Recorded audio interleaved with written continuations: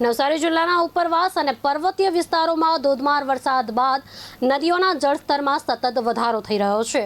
પૂર્ણા, અંબિકા અને કાવેરી નદીની જળ સપાટી વધતા જિલ્લા તંત્ર એલર્ટ મોડ પર આવી ગયું છે અને શાળા કોલેજોમાં રજા જાહેર કરવામાં આવી છે. કાવેરી નદીના વધતા જળસ્તરની અસર બિલીમોરા શહેરમાં જોવા મળી, જ્યાં દેસરા વિસ્તારમાં પાણી ભરાવાની શરૂઆત થતાં 200થી વધુ ઘરમાં પાણી ઘૂસ્યા છે. તો બીજી તરફ નવસારી શહેરમાંથી પસાર થતી પૂર્ણા નદીની જળ સપાટી પણ વધી રહી છે. 23 ફૂટની ભયજનક સપાટી સામે પૂર્ણા નદીનું જળસ્તર 15 ફૂટ સુધી પહોંચ્યું છે. તો ઉપરવાસના સુબીર, ડોલવણ, વાલોડ, બુહારી અને મહુવા વિસ્તારમાં ભારે વરસાદના કારણે નદીમાં પાણીની આવક વધી છે.